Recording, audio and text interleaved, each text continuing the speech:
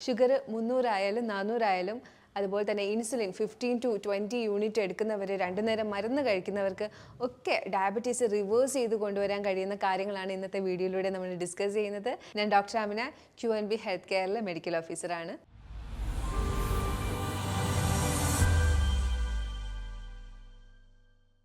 ഒരു പ്രമേഹ രോഗി ഒന്നും കഴിക്കരുത് എന്ന് പറയുന്നത് ഒരു മിഥ്യാധാരണയാണ്. പ്രമേഹ രോഗി അങ്ങനെ കഴിക്കരുത്, ഇങ്ങനെ കഴിക്കരുത് എന്നൊക്കെ ഉണ്ടാവാം. പക്ഷേ ഒന്നും കഴിക്കരുത് എന്നൊക്കെ പറയുന്നത് ഒരു മിഥ്യാധാരണ തന്നെയാണ്. പ്രമേഹ രോഗി ഒരുവിധം നല്ല രീതിയിൽ ജീവിതശൈലി നോക്കി മുന്നോട്ട് കൊണ്ടുപോയാൽ പ്രമേഹത്തിൽ നിന്ന് നിങ്ങളുടെ ശരീരത്തെ, പ്രമേഹം ഉണ്ടാകുന്നത് കാരണം ഉണ്ടാകുന്ന അപകടങ്ങളിൽ നിന്നൊക്കെ നിങ്ങളുടെ ശരീരത്തെ നല്ല രീതിയിൽ രക്ഷിക്കാൻ പറ്റും. പ്രമേഹം എന്ന് പറയുന്നത് ഉറപ്പായിട്ടും ഒരു സൈലന്റ് കില്ലർ തന്നെയാണ്. കാലക്രമേണ നമ്മുടെ വൃക്കകളെയും അതുപോലെ തന്നെ നരമ്പുകളെയും കണ്ണുകളെയും ഒക്കെ പതിയെ പതിയെ നശിപ്പിക്കുന്ന, കൈകാലുകൾ മുറിച്ചു മാറ്റുന്ന അവസ്ഥ വരെ എത്തിക്കാൻ പറ്റുന്ന ഒരു സൈലന്റ് കില്ലർ തന്നെയാണ് പ്രമേഹം. എന്നാൽ എങ്ങനെയാണ് പ്രമേഹ രോഗം ഉണ്ടാകുന്നത്, എന്തുകൊണ്ടാണ് ഇത് അപകടാവസ്ഥയിലേക്ക് എത്തുന്നത് എന്നൊക്കെ ഒരു പ്രമേഹ രോഗി ഉറപ്പായും അറിഞ്ഞിരിക്കേണ്ട കാര്യമാണ്. പ്രമേഹം ഒരുപക്ഷെ ജീൻ വഴി, DNA വഴി അച്ഛനമ്മമാരിൽ നിന്നും മക്കളിലേക്ക് വരാം.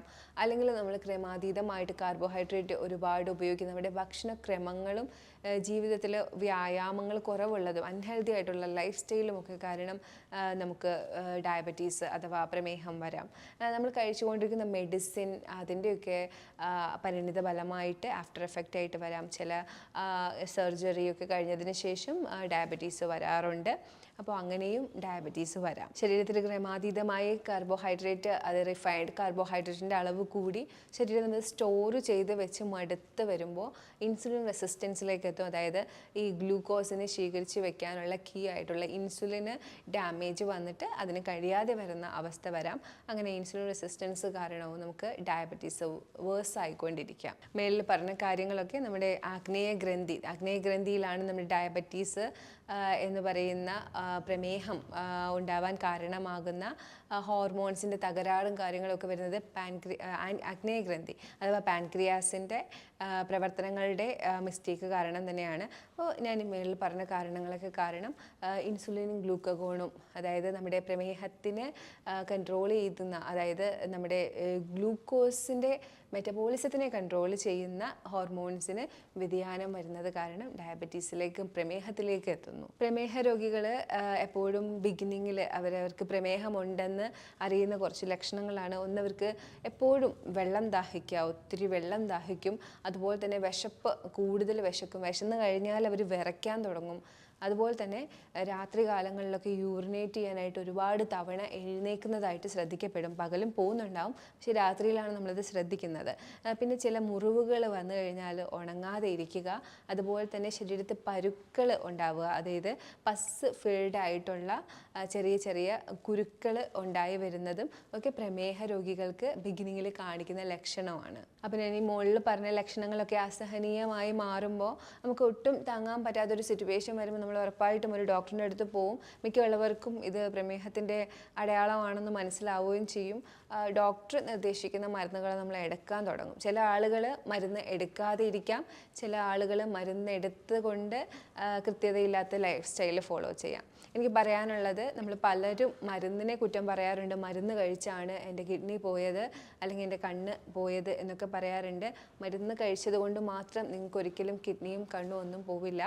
നിങ്ങൾ മരുന്ന് കഴിച്ചുകൊണ്ട് കൃത്യമായ ലൈഫ് സ്റ്റൈൽ ഫോളോ ചെയ്തില്ലെങ്കിൽ നിങ്ങൾക്ക് ഇങ്ങനെ സംഭവിക്കാം. നിങ്ങൾ മരുന്ന് കഴിക്കുകയാണ് എന്ന് പറയുന്ന റീസൺ വെച്ചിട്ട് റിഫൈൻഡ് കാർബോഹൈഡ്രേറ്റും ഷുഗർ കണ്ടൻറ്റുള്ള സ്വീറ്റും കാര്യങ്ങളൊക്കെ ക്രമാതീതമായി കഴിച്ചുകൊണ്ടിരിക്കുകയാണ്, ഒരു കൃത്യതയും ഇല്ലാതെ കഴിക്കുകയാണെങ്കിൽ ഉറപ്പായിട്ടും ഒരു ദിവസത്തിൽ 1-2 തവണ ഷുഗറിൻ്റെ ഹൈക്ക് കൂടുതലായിരിക്കും ബോഡിയിൽ.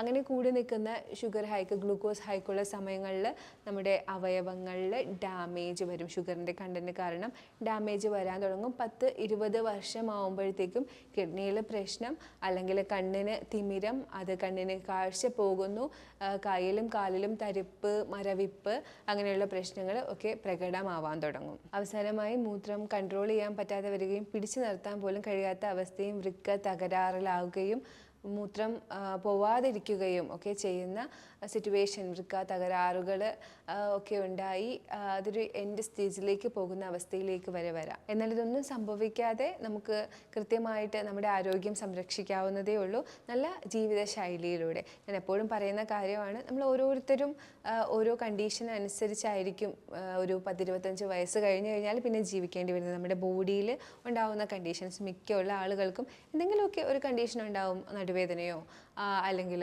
ഡയബറ്റീസോ അല്ലെങ്കിൽ മുട്ടുവേദനയോ അല്ലെങ്കിൽ ഒബീസിറ്റിയോ എന്തെങ്കിലും ഒരു കണ്ടീഷനെ ഫേസ് ചെയ്യുന്നുണ്ടാവും, തൈറോയിഡോ PCODയോ. അപ്പോൾ അതിനനുസരിച്ചായിരിക്കും പിന്നെ നമ്മുടെ ലൈഫ് സ്റ്റൈൽ ചേഞ്ച് ചെയ്ത് കൊടുക്കേണ്ടത്. അപ്പോൾ ആ ഒരു രീതിയിൽ പോവുകയാണെങ്കിൽ നമുക്ക് പൂർണ്ണമായിട്ടുള്ള ആരോഗ്യവും ഉണ്ടാവും, അതുപോലെ തന്നെ നമ്മുടെ ഈ കണ്ടീഷനും ഒരു പ്രശ്നവും ഉണ്ടാവില്ല. അപ്പോൾ ഡയബറ്റീസുകാരുടെ കാര്യം പറയുമ്പോൾ നമ്മൾ അവോയ്ഡ് ചെയ്യാനുള്ളത് വെള്ള അരി, അതായത് പോളിഷ് ചെയ്ത അരി അവർ തൊടാതിരിക്കുക. അതുപോലെ തന്നെ വൈറ്റ് ഷുഗർ, പ്രോസസ്സ് ചെയ്തിട്ടുള്ള ഷുഗർ തൊടാതിരിക്കുക. അതുപോലെ തന്നെ മൈദ, അത്തരത്തിലുള്ള റിഫൈൻഡ് ആയിട്ടുള്ള സാധനങ്ങൾ അവർ തൊടാതിരിക്കുക. അപ്പോൾ ഇത്രയും മെയിനായിട്ട് അവർ ശ്രദ്ധിക്കേണ്ട കാര്യങ്ങൾ ഈ ഒരു കാര്യങ്ങളാണ്. ഒരു പ്രമേഹ രോഗി കഴിക്കേണ്ട ഭക്ഷണങ്ങളും ഉണ്ട്. അതായത് പ്രമേഹ രോഗി എപ്പോഴും ഫൈബർ കൂടുതൽ കഴിക്കണം. എപ്പോഴും ഞാൻ പറയും, കാർബോഹൈഡ്രേറ്റ് നമ്മൾ കഴിക്കും, എല്ലാവരും കാർബോഹൈഡ്രേറ്റ് കഴിക്കുന്ന ആളുകളാണ്. അപ്പോൾ കാർബോഹൈഡ്രേറ്റ് റിഫൈൻഡ് കഴിക്കാതിരിക്കുക. അപ്പോൾ ബ്രൗൺ റൈസോ മില്ലറ്റോ റാഗിയോ എന്തെങ്കിലും നിങ്ങൾ എടുക്കുന്നുണ്ടെങ്കിൽ അതിൻ്റെ ഇരട്ടി എമൗണ്ട് ഫൈബർ എടുക്കണം. അതായത് നമ്മുടെ കേരളത്തിലെ എളുപ്പമാണ്, നമ്മുടെ അവിയൽ കൂടുതൽ പടവലവും കുമ്പളവും ഇതൊക്കെ ഇട്ട് തടിയനും ഒക്കെ ഇട്ട് ഉണ്ടാക്കുന്ന നമ്മുടെ അവിയൽ, അത് വളരെ ഹെൽത്തി ആയിട്ടുള്ളൊരു ഫൈബർ ഫുഡാണ്. കായ, പച്ചക്കായ വളരെ നല്ലതാണ് ഡയബറ്റിക് പേഷ്യൻസിന്. ബീൻസിലൊക്കെ ഒത്തിരി നാരുണ്ട്. കോളിഫ്ലവർ, ക്യാബേജ്, തൈറോയിഡിൻ്റെ പ്രശ്നമൊന്നും ഇല്ലെങ്കിൽ ക്രൂസിഫറസ് വെജിറ്റബിളൊക്കെ തൈറോയിഡ് പേഷ്യൻസിന് വളരെ നല്ലതാണ്. ഡയബറ്റീസ് പേഷ്യൻസിന് ഫ്രൂട്ട്സ് കഴിക്കാമോ എന്ന് ചോദിക്കാറുണ്ട്. ഫ്രൂട്ട്സ് കഴിക്കാം. അമിതമായാൽ അമൃതും വിഷം എന്ന് പറയുന്നത് പോലെ ഫ്രൂട്ട്സിൽ ഗ്ലൂക്കോസ് അല്ല ഫ്രക്ടോസ് ആണെന്നേ ഉള്ളൂ. ഫ്രക്ടോസ് ആണെങ്കിൽ കൂടി അത് ബോഡിയിൽ അത് വിഘടിച്ച് ഗ്ലൂക്കോസ് ആയിട്ട് തന്നെയാണ് സ്റ്റോർ ചെയ്യുന്നത്. അപ്പോൾ അതിന് സമയമെടുക്കുമെന്നേ ഉള്ളൂ. പിന്നെ വേറൊരു ഗുണം എന്ന് പറയുന്നത് ഈ ഫ്രൂട്ട്സിനകത്ത് ഫൈബർ കൂടെയുണ്ട്. അപ്പം നമ്മൾ കാർബോഹൈഡ്രേറ്റ് എടുക്കുമ്പം അതിൻ്റെ കൂട്ടത്തിൽ ഫൈബർ കഴിക്കാൻ പറയുന്നത് ആ ഗ്ലൂക്കോസ് ഒരുപാട് ബോഡിയിലേക്ക് അബ്സോർബ് ചെയ്യുന്ന തടയാനായിട്ടാണ്. പണ്ടത്തെ കാലത്തെന്ന് പറയുന്നത് ബ്രാനുള്ള റൈസ് ആയിരുന്നു. അതിനെ പൊളിഷ് ചെയ്ത് അതിൻ്റെ ബ്രാൻ കളഞ്ഞിട്ടാണ് ഇപ്പോൾ വൈറ്റ് റൈസ് കാര്യങ്ങളൊക്കെ വരുന്നത്. ബ്രാൻ ഇല്ലാത്ത അരിയാണ് ഇപ്പോൾ കൂടുതൽ. അപ്പം ബ്രാനുള്ള അരിയിൽ തന്നെ നമുക്ക് ഉറപ്പ് വരുത്താൻ പറ്റില്ല ഇത് ബ്രാനുള്ളതാണോ, ഇത് ബ്രാനാണോ അല്ലയോ എന്നൊന്നും നമുക്ക് അത്ര പെട്ടെന്ന് നമുക്ക് ഉറപ്പ് വരുത്താൻ പറ്റില്ല. അതിൽ തന്നെ ഡയറ്റ് ബ്രൗൺ റൈസ് ഒക്കെ നിങ്ങൾ ചോദിച്ച് മേടിക്കുകയാണെങ്കിൽ നവരയരി, ഡയറ്റ് ബ്രൗൺ റൈസ് ഇതൊക്കെ ചോദിച്ച് മേടിച്ച് ഉപയോഗിക്കുകയാണെങ്കിൽ അതിൽ ബ്രാനുണ്ട്. നിങ്ങൾക്കത് വേവിക്കുമ്പോൾ തന്നെ മനസ്സിലാവും, കുറച്ച് കട്ടിയുള്ള റൈസാണ്. അപ്പോൾ ഇതിനെ നമുക്ക് കഴിക്കാൻ ടേസ്റ്റിനനുസരിച്ച് പോളിഷ് ചെയ്തെടുത്തപ്പോഴാണ് പ്രശ്നം വന്നത്. അത് റിഫൈൻഡ് കാർബോഹൈഡ്രേറ്റ് ആവുകയും ഫൈബർ ഇല്ലാതിരിക്കുകയും ചെയ്തത്. ഇത് പറഞ്ഞതുപോലെ ഫ്രൂട്ട്സിൻ്റെ കൂട്ടത്തിൽ എന്തുണ്ട്, ഫൈബർ കൂട്ടത്തിൽ തന്നെ ഇരിപ്പുണ്ട്. അതുകൊണ്ട് തന്നെ അത് കുറച്ച് മാത്രമേ ബ്ലഡിലേക്ക് അതിൽ വരുന്ന ഫ്രക്ടോസ് ആയാൽ പോലും അബ്സോർബ് ആവുകയുള്ളൂ. അതാണ് ഫ്രൂട്ട്സിൻ്റെ ഒരു ഘടന എന്ന് പറയുന്നത്.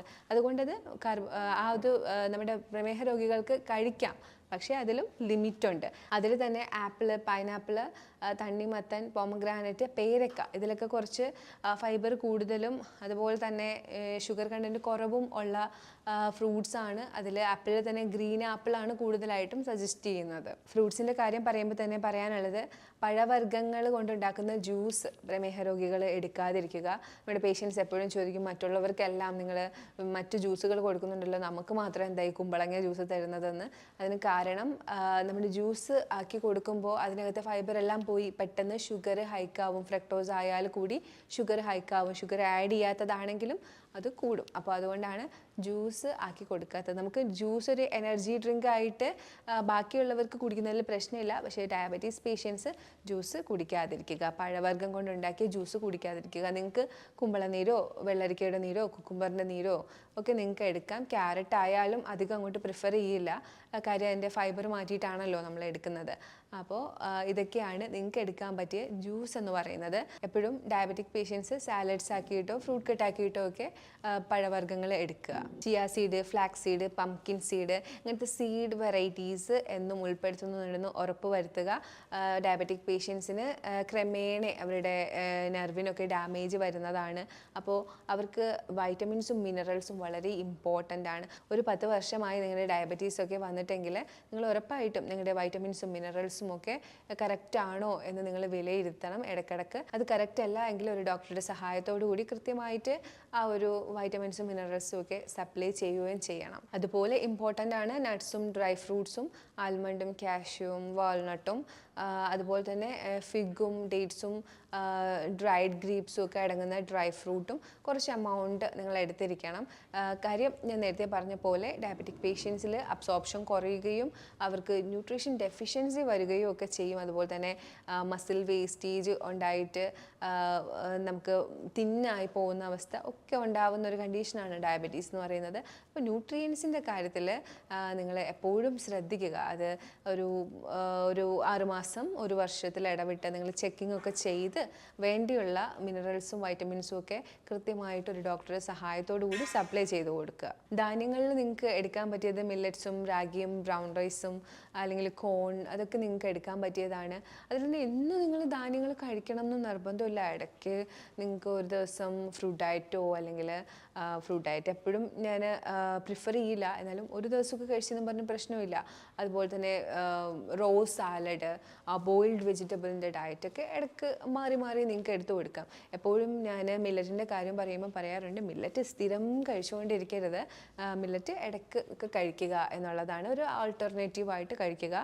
മില്ലറ്റ് കൂടുതലായിട്ടും നമ്മുടെ ന്യൂട്രീഷൻ ഡെഫിഷ്യൻസി ഒക്കെ ഉണ്ടാവും. മില്ലറ്റ് മാത്രം കഴിക്കുകയാണെങ്കിൽ അതിൽ ഇൻസോലബിൾ ഫൈബർ കൂടുതലാണ്. അതുകൊണ്ട് തന്നെ ചിലപ്പോൾ ഡെഫിഷ്യൻസീസ് ഉണ്ടാവും. ഹീറ്റ് കൂടുന്ന പ്രശ്നങ്ങളൊക്കെ മില്ലറ്റ് മാത്രം കഴിക്കുന്നവർക്കുണ്ടാവും. അപ്പോൾ അത് ശ്രദ്ധിക്കുക. രാവിലെ എഴുന്നേറ്റ ഉടനെ ചായ കുടിക്കുന്നത് നമ്മുടെയൊക്കെ ഒരു ശീലമാണ്. ചായ കുടിച്ചാലേ ടോയ്ലറ്റിൽ പോകുള്ളൂ, എന്തെങ്കിലും ചെയ്യാൻ പറ്റുള്ളൂ, മോട്ടീവ് കിട്ടുള്ളൂ എന്നുള്ളതൊക്കെ ഒരു ശീലമാണ്. എപ്പോഴും രാവിലെ വെറും വയറ്റിൽ കുടിക്കാൻ പറ്റിയത് പച്ചക്കറിയിൽ നിന്ന് എടുക്കുന്ന ഒരു ജ്യൂസ് ആയിരിക്കും, ആൽക്കലിക് ജ്യൂസ്. അതിപ്പോൾ കുമ്പളത്തുനിന്നോ അല്ലെങ്കിൽ കുക്കുംബറിന്നോ നിങ്ങൾക്ക് ജ്യൂസ് എടുക്കാം. പ്രമേഹത്തിന് പ്രത്യേകമായിട്ടുള്ള ഹെർബൽ ടീകളാണ് ഉലുവ തിളപ്പിച്ച് എടുക്കുന്ന വെള്ളം, അതൊരു ഹെർബൽ ടീ ആണ്. അതുപോലെ തന്നെ നിങ്ങൾക്ക് ശംഖുപുഷ്പം തിളപ്പിച്ച് എടുക്കുന്ന വെള്ളം, അതൊരു ഹെർബൽ ടീ ആയിട്ട് ഉപയോഗിക്കാം. പേര ഇല തിളപ്പിച്ച വെള്ളം ഒരു ഹെർബൽ ടീ ആയിട്ട് ഉപയോഗിക്കാം. അതുപോലെ നിങ്ങൾക്ക് ഉപയോഗിക്കാൻ പറ്റിയതാണ് കെമൊമൈൽ എന്ന് പറയുന്ന അതൊക്കെ നമുക്ക് കടയിൽ നിന്ന് മേടിക്കാൻ കിട്ടുന്നത്. ആ ടീ കുടിക്കാം. ഒരു ദിവസം ഗ്രീൻ ടീ എടുക്കാം. അങ്ങനെ നിങ്ങൾക്ക് ഡയബറ്റീസുകാർക്ക് ഉപയോഗം കിട്ടുന്ന ടീകളാണ്. നിങ്ങൾക്ക് എടുക്കുന്നത് കൊണ്ട് നിങ്ങളുടെ ഹാബിറ്റ് നടന്നു പോകും. അതുപോലെ തന്നെ നിങ്ങൾക്ക് ഉപയോഗവും കിട്ടുന്ന ടീകളാണ് ഞാൻ ഈ പറഞ്ഞ ടീകൾ. അത് തിളപ്പിച്ച് എടുക്കുന്ന വെള്ളം. ഇതിന് കൂട്ടത്തിൽ ഹിബിസ്കസ് ടീ, നമ്മുടെ ചെമ്പരത്തിയുടെ ഇതള് തിളപ്പിച്ചെടുക്കുന്ന വെള്ളം നല്ലതാണ്. അതുപോലെ തന്നെ കുറച്ച് ടെർമറിക്, നമ്മുടെ പച്ചമഞ്ഞൾ ആഡ് ചെയ്തിട്ട്, പൊടിച്ച മഞ്ഞളായാലും കുഴപ്പമില്ല, അത് ആഡ് ചെയ്തിട്ട് തിളപ്പിച്ചെടുക്കുന്ന വെള്ളം വളരെ നല്ലതാണ്. നമുക്ക് ഇഷ്ടപ്പെടുന്ന രീതിയിലുള്ള ഒരു ടീയാണ് പെപ്പർ മിൻറ്റ് ടീ. അതായത് പെപ്പറും നമ്മുടെ പുതിന ഇലയും ചേർത്തിട്ട് ഉണ്ടാക്കുന്ന ടീ കുറച്ച് സ്ട്രോങ് ആയിരിക്കും. ഇപ്പം നമുക്ക് ചായ വിട്ട് കളയാൻ പറ്റാത്തവർക്കൊക്കെ ആദ്യമൊക്കെ ട്രൈ ചെയ്യാൻ പറ്റിയതാണ് പെപ്പർ മിൻറ്റ് ടീ എന്ന് പറയുന്നത്. അതുപോലെ ഷുഗറുകാർക്ക്, അതായത് പ്രമേഹ രോഗികൾക്ക് എടുക്കാൻ പറ്റുന്ന ചില സ്വീറ്റ്നേഴ്സും മധുരത്തിന് വേണ്ടി ഉപയോഗിക്കാൻ പറ്റുന്ന സ്വീറ്റ്നേഴ്സും ഒക്കെ ഉണ്ട്. അതിനെക്കുറിച്ചുള്ള ഡീറ്റെയിൽസ് ആയിട്ടുള്ള വീഡിയോ ഞാൻ ചെയ്യുന്നുണ്ട്. മേപ്പിൾ സിറപ്പും തേനും അതുപോലെ തന്നെ സ്റ്റീവിയ, അതൊക്കെ ഉപയോഗിക്കുന്നത് എങ്ങനെയാണെന്നുള്ള വീഡിയോ ഞാൻ ഉടനെ തന്നെ ചെയ്യുന്നുണ്ട്. മേപ്പിൾ സിറപ്പും ഹണിയും ഒക്കെ ഒരു കണക്കൊക്കെ വെച്ച് കൃത്യതയോടുകൂടി ബാക്കിയുള്ള എല്ലാ കൺട്രോളും ചെയ്തുകൊണ്ട് എടുക്കുകയാണെങ്കിൽ വലിയ കുഴപ്പമില്ലാതെ, നമുക്ക് മധുരമില്ലാതെ പറ്റില്ല എന്ന് പറയുന്നവർക്ക് മുന്നോട്ട് പോകാവുന്നതേ ഉള്ളൂ. ഡയബറ്റീസുകാർക്ക് രാവിലെ കഴിക്കാൻ പറ്റിയ കുറച്ച് ബ്രേക്ക്ഫാസ്റ്റിനെ കുറിച്ച് ഒരു ചെറിയ ബ്രീഫ് ഡിസ്കഷൻ തന്നെ ഞാൻ തരാം. അതായത് നമ്മളെപ്പോഴും അപ്പം, പുട്ട് ഇങ്ങനെയുള്ളതൊക്കെയാണല്ലേ കഴിക്കുന്നത്. അപ്പോൾ എപ്പോഴും അപ്പമൊക്കെ കഴിക്കുമ്പോൾ ഒരു അപ്പം എടുത്തതിന് ശേഷം ഒരു മുട്ടയും കുറച്ചധികം വെജിറ്റബിൾ സാലഡും എടുക്കുക. അതുപോലെ തന്നെ രാവിലെ ഒരു പുഴുങ്ങിയ ഏത്തപ്പഴവും ഒരു മുട്ടയും എടുക്കുകയാണെങ്കിൽ നിങ്ങൾക്ക് നല്ല രീതിയിൽ ഫൈബറും പ്രോട്ടീനും കിട്ടുന്ന ഒരു ഡയറ്റ് ആവും. അതുപോലെ നിങ്ങൾക്ക് ചെയ്യാൻ പറ്റിയ വേറൊരു കാര്യമാണ് കുറച്ച് അരിമാവിനകത്തോ ഗോതമ്പ് മാവിനകത്തോ കൂടുതൽ വെജിറ്റബിൾസ് അരിഞ്ഞിട്ട് ഒരു മുട്ടയും കൂടി ചേർത്ത് ഒരു ദോശ പോലെ ആക്കിയെടുക്കുന്നത്. കുറച്ച് പുട്ടും കൂടുതൽ കടലക്കറിയും എടുത്തു കഴിഞ്ഞാലും നിങ്ങൾക്കൊരു ബാലൻസ് കിട്ടുന്നുണ്ട്. അതിൻ്റെ കൂട്ടത്തിൽ കുറച്ച് സാലഡും കൂടി ആഡ് ചെയ്ത് കഴിഞ്ഞാൽ ഫൈബറും ആയി. ഒരു ചപ്പാത്തിയിൽ കുറച്ചധികം വെജിറ്റബിൾസും ചിക്കൻ അല്ലെങ്കിൽ എഗ്ഗ് ഒന്ന് സോട്ട് ചെയ്ത് ഇട്ടതും കൂടി ചേർത്ത് ഒരു റോള് ആക്കി കഴിക്കുകയാണെങ്കിൽ രാവിലത്തെ ബ്രേക്ക്ഫാസ്റ്റിന് അത്യാവശ്യം ഫില്ലിംഗ് ആയിട്ടുള്ള ഹെൽത്തി ആയിട്ടുള്ള ഡയബറ്റിക് ഫ്രണ്ട്ലി ആയിട്ടുള്ള ഒരു ബ്രേക്ക്ഫാസ്റ്റ് അങ്ങനെയും നിങ്ങൾക്ക് ചെയ്യാം. ഞാൻ എപ്പോഴും ഡിസ്കസ് ചെയ്യുമ്പോൾ പറയാറുള്ളതാണ് ഇടനേരം എന്ന് പറയുന്നത്. അതായത് നമ്മൾ 3 നേരമാണല്ലേ ഭക്ഷണം കഴിക്കുന്നത്, രാവിലെ, ഉച്ചയ്ക്ക്, വൈകിട്ട് ഡിന്നർ. അപ്പോൾ ഇതിന് ഇടനേരത്ത്, അതായത് രാവിലേക്കും ഉച്ചയ്ക്കും ഇടയിലൊരു 11 മണി, അതുപോലെ തന്നെ ഉച്ചയ്ക്കും വൈകിട്ടിനും ഇടയിലൊരു 2-3 അതിനിടയിലുള്ള സമയം, ആ സമയങ്ങളിൽ നിങ്ങൾ എന്തെങ്കിലും ഹെൽത്ത് ബെനിഫിറ്റ് ഉള്ള ഒരു സപ്ലിമെൻറ്റ് കൊടുക്കണം, എന്തെങ്കിലും ഒന്ന് സപ്ലൈ ചെയ്ത് കൊടുക്കണം. അതിനായിട്ട് നിങ്ങൾക്ക് വേണമെങ്കിൽ ബാർലി വാട്ടർ എടുക്കാം, അല്ലെങ്കിൽ ഒരു മോരും വെള്ളം കുടിക്കാം, അല്ലെങ്കിൽ നട്ട്സ് കുതിർത്തത്, അല്ലെങ്കിൽ ഫ്രൂട്ട് കട്ട്, അങ്ങനെ എന്ത് വേണമെങ്കിലും. പിന്നെ ഞാൻ എപ്പോഴും പറയുന്നതാണ്, നിങ്ങൾ മറ്റുള്ള സമയങ്ങളിൽ നട്ട്സും സീഡ്സും ഒന്നും കഴിക്കുന്നില്ലെങ്കിൽ ഈ നട്ട്സും സീഡ്സും ഡ്രൈ ഫ്രൂട്ടും എല്ലാം കൂടി ഒന്ന് ബ്ലെൻഡ് ചെയ്ത് ബോൾസ് ആക്കി വെച്ചിട്ട് അത് ഈ ഒരു ഇടനേരത്ത് കഴിക്കുക. കാര്യം നമ്മൾ ഓഫീസിലൊക്കെ പോകുമ്പോൾ ഇതെല്ലാം കൊണ്ടുപോകാൻ പറ്റില്ല. പക്ഷേ ഇതൊന്ന് ബ്ലെൻഡ് ചെയ്ത് വെച്ചിരിക്കുകയാണെങ്കിൽ, ഇതൊന്നും ഒരു ചെറിയ ബോൾ കൊണ്ടുപോവുകയാണെങ്കിൽ നിങ്ങൾക്കുള്ള ന്യൂട്രിയൻസും സപ്ലൈ ആയി, അതുപോലെ തന്നെ നിങ്ങൾക്ക് പെട്ടെന്ന് വിശക്കുകയില്ല. ഇനി നമുക്ക് ലഞ്ചിൻ്റെ കാര്യം പറയാം. ലഞ്ച് ഒരുപാട് തവണ എക്സ്പ്ലെയിൻ ചെയ്തിട്ടുള്ളതാണ്, നിങ്ങൾക്കും ഇപ്പോൾ അറിവുണ്ടായിരിക്കും. ലഞ്ച് എപ്പോഴും പോർഷൻ കൺട്രോൾ ചെയ്തെടുക്കുക. കുറച്ച് ഒരു പ്ലേറ്റ് എടുക്കുകയാണെങ്കിൽ അതിൽ ഒരു കുറച്ച് ഭാഗം ചോറ് എടുക്കുക, കൂടുതൽ ഭാഗം വെജിറ്റബിൾസ്, അവിയൽ പോലെ എന്തെങ്കിലും വെജിറ്റബിൾസ് ഒന്ന് സോട്ട് ചെയ്തതോ ഒക്കെ എടുക്കുക. അതിൽ ചോറിനേക്കാളും കുറച്ച് കുറവ് നിങ്ങൾ പ്രോട്ടീൻ എടുക്കുക.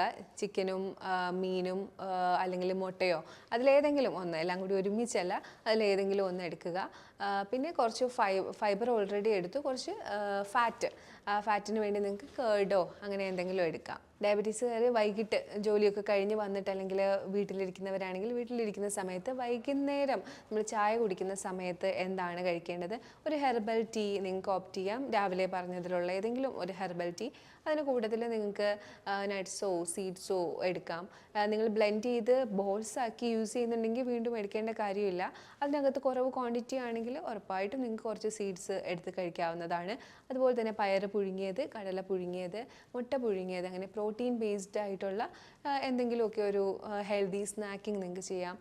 അല്ലെങ്കിൽ നിങ്ങൾക്ക് ഈ പുഴുക്കുകളൊക്കെ ഉണ്ടല്ലോ, അതിൽ തന്നെ മധുരക്കിഴങ്ങൊക്കെ ഡയബറ്റീസുകാർക്ക് വളരെ നല്ലതാണ്. അവർക്ക് നല്ല ഫൈബർ ഉള്ളതാണ് മധുരക്കിഴങ്ങ്. അപ്പോൾ മധുരക്കിഴങ്ങ്, ചേന ഒക്കെ വളരെ നല്ല ട്യൂബർ ഗണത്തിൽപ്പെട്ടതിൽ ഡയബറ്റീസുകാർക്ക് എടുക്കാൻ പറ്റിയതാണ്. അപ്പോൾ അങ്ങനെയുള്ളതും നിങ്ങൾക്ക് കഴിക്കാവുന്നതാണ്. 8 മണിക്ക് മുമ്പ് നല്ല രീതിയിൽ പ്രോട്ടീൻ റിച്ച് ആയിട്ടുള്ള ഒരു ഫുഡായിരിക്കണം കഴിക്കേണ്ടിയുള്ളത്. ഞാൻ നേരത്തെ പറഞ്ഞു മസിൽ വേസ്റ്റേജ് ഉണ്ടാവുന്നതാണ്. അപ്പോൾ നമ്മൾ നല്ല രീതിയിൽ പ്രോട്ടീനാണ് ഡയബറ്റീസുകാർക്ക് സപ്ലൈ ചെയ്ത് കൊടുക്കേണ്ടത്. അപ്പം പയർ കറിയും ചപ്പാത്തിയും, അല്ലെങ്കിൽ മുട്ടക്കറിയും ചപ്പാത്തിയും, കുറച്ച് ചിക്കനും ചപ്പാത്തിയും, മീൻ, അങ്ങനെയൊക്കെയുള്ള രീതിയിലുള്ള ഫുഡായിരിക്കണം എടുക്കേണ്ടിയുള്ളത്. ഒരുപാട് ക്വാണ്ടിറ്റി കഴിക്കണം എന്നുള്ളതല്ല, ക്വാളിറ്റിയിൽ വേണം നിങ്ങൾ ഫുഡ് കഴിക്കാനായിട്ട്. ഡയബറ്റീസുകാർക്കും എക്സസൈസ് വളരെ ഇമ്പോർട്ടൻ്റ് ആണ്. അതിൽ മെയിനായിട്ട് ചെയ്യേണ്ടതാണ് വാക്കിങ്. അതുപോലെ തന്നെ സ്റ്റെപ്പിൽ കയറി ഇറങ്ങുന്നത് വളരെ നല്ലതാണ് പാൻക്രിയാസിൻ്റെ മൂവ്മെൻറ്റ്സിന്. അതുപോലെ തന്നെ ഹൈ ഇൻറ്റൻസിറ്റി ഇൻ്റർവെൽ എക്സസൈസ് എന്ന് പറയുന്ന ഒരു 20 മിനിറ്റൊക്കെ വരുന്ന നമ്മുടെ കൂടുതലായിട്ടും കാർഡിയോ വർക്കൗട്ട്സ് ആയിട്ടുള്ള പുഷപ്പും സ്ക്വാട്ട്സും ഒക്കെ ഇൻവോൾവ് ആയിട്ട് വരുന്ന കുറച്ച് എക്സസൈസുകളുണ്ട്. അത് 1 മിനിറ്റ് 2 മിനിറ്റ് നേരങ്ങളിൽ ചെയ്യുന്നതാണ്. അങ്ങനെ ഒരു 20 മിനിറ്റ്സ് ചെയ്യുന്ന ആ വർക്കൗട്ട്സ് ചെയ്യുന്നതും ഡയബറ്റീസുകാർക്ക് വളരെ നല്ലതാണ്. അവർക്ക് മസിൽസ് ബിൽഡ് ചെയ്യാനും മസിൽ വേസ്റ്റേജ് വരാതിരിക്കാനും ഒക്കെ ആയിട്ടാണ് ഈ ഒരു എക്സസൈസ് നമ്മൾ ചെയ്യിപ്പിക്കുന്നത്. ഉറക്കം എല്ലാവർക്കും വളരെ ഇമ്പോർട്ടൻ്റ് ആണ്. അതുപോലെ തന്നെ ഡയബറ്റീസുകാർക്കും നല്ലൊരു ഉറക്കം അവരുടെ ക്ലെൻസിങ്ങിനും അവരുടെ ക്ഷീണമൊക്കെ മാറാനും ഒക്കെ ഹെൽപ്പ് ചെയ്യാനായിട്ട് നല്ലൊരു ഉറക്കം ആവശ്യമാണ്. ഉറക്കമില്ലാത്തവർ ഉറക്കം വരാനുള്ള കാര്യങ്ങൾ ചെയ്യുക. ഡോക്ടറിനോട് പ്രത്യേകം പറയുക, എനിക്ക് ഉറക്കം വരുന്നില്ല എന്നൊക്കെയുള്ള കാര്യങ്ങൾ. നമുക്ക് ഡയബറ്റീസുകാർക്ക് വീട്ടിൽ ചെയ്യാൻ പറ്റിയ 2-3 നാച്ചുറോപ്പതി ട്രീറ്റ്മെൻറ്റ്സ് ഉണ്ട്. അതിലൊന്നാണ് ഹിപ്പ് ബാത്ത് എന്ന് പറയുന്നത്. അതായത് ഒരു ടബിനകത്ത് പൊക്കിൾ വരെ മുങ്ങുന്ന രീതിയിൽ വെള്ളം നിറച്ച് അതിലേക്ക് ഇരിക്കുക. 20 മിനിറ്റ് നമ്മുടെ ബ്ലഡ് സർക്കുലേഷനൊക്കെ ഒന്ന് കൂടി നമ്മുടെ പാൻക്രിയാസും അത് അനുബന്ധിച്ചിട്ടുള്ള ഓർഗൻസും ഒക്കെ ഒന്ന് വർക്ക് ചെയ്യാനായിട്ടാണ്. അതുപോലെ തന്നെ രാത്രിയിൽ കിടക്കുന്നതിന് മുമ്പോ മറ്റോ നിങ്ങൾക്ക് ഒരു ടവൽ 4 ഫോൾഡായി മടക്കി അതൊന്ന് വെറ്റ് ചെയ്ത് അബ്ഡോമിനിൽ അപ്ലൈ ചെയ്ത് കൊടുക്കാം. ഇതും ഇതുപോലെ തന്നെ നമുക്കൊന്ന് അബ്ഡോമിനൽ ഓർഗൻസ് ഒക്കെ വർക്ക് ചെയ്തൊന്ന് റെഗുലർ ആവാനായിട്ടാണ്. ഇനി നിങ്ങൾക്ക് ചെയ്യാൻ പറ്റിയത് ഉറക്കമൊക്കെ ഒന്ന് മെയിൻറ്റെയിൻ ചെയ്യാനും ശരീരത്തിലെ എല്ലാ ബ്ലഡ് സപ്ലൈയും കാര്യങ്ങളും ഒന്ന് സ്റ്റിമുലേറ്റ് ആവാനും ഹോട്ട് ഫുഡ് ഇമേർഷൻ ഒരു ബക്കറ്റിൽ ചൂടുവെള്ളം എടുത്ത് കണങ്കാല് വരെ മുക്കി ഒരു 20 മിനിറ്റ് ഇരിക്കുക. ഇതിൽ ഏതെങ്കിലുമൊക്കെ നിങ്ങൾ ആൾട്ടർനേറ്റ് ആയിട്ട് ഒന്ന് പ്രാക്ടീസ് ചെയ്യുക എവറി ഡേ. അതിൻ്റെ കൂട്ടത്തിൽ നിങ്ങൾ ഈ ഡയറ്റും കാര്യങ്ങളും എല്ലാം ചെയ്തു പോവുകയാണെങ്കിൽ ഉറപ്പായിട്ടും ഒരു ഡയബറ്റീസ് പേഷ്യൻറ്റിന് നമ്മുടെ ഡയബറ്റീസ് റിവേഴ്സ് ചെയ്ത് 300-നും 400-നും ഒക്കെ റിവേഴ്സ് ചെയ്യാനും അതുപോലെ തന്നെ ഇൻസുലിൻ നിർത്താനും പറ്റും. നിങ്ങൾക്കിത് ഒറ്റയ്ക്ക് ചെയ്യാൻ പറ്റുന്നില്ലെങ്കിൽ ഉറപ്പായിട്ടും നമ്മൾ ഓൺലൈൻ ഗൈഡൻസും കാര്യങ്ങളും ഒക്കെ കൊടുക്കുന്നുണ്ട്. നിങ്ങൾക്ക് കോൺടാക്റ്റ് ചെയ്യാവുന്നതാണ്. ഞാനീ പറഞ്ഞ കാര്യങ്ങളെല്ലാം നിങ്ങൾക്ക് ഉപയോഗപ്പെട്ടെന്ന് തന്നെ വിചാരിക്കുന്നു. നിങ്ങൾക്ക് ഇനി വേറെ എന്തെങ്കിലുമൊക്കെ ഡൗട്ട് ഉണ്ടെങ്കിൽ നമ്മളെ കാണുന്ന നമ്പറിലേക്ക് നിങ്ങൾക്ക് കോൺടാക്റ്റ് ചെയ്യാവുന്നതാണ്. അതുപോലെ കൺസൾട്ടേഷന് വേണ്ടിയും ഓൺലൈൻ കൺസൾട്ടേഷന് വേണ്ടിയും നിങ്ങൾക്ക് കോൺടാക്റ്റ് ചെയ്യാവുന്നതാണ്. ഇനിയൊരു വീഡിയോയിലേക്ക് കാണുന്നവരേക്കും ബൈ.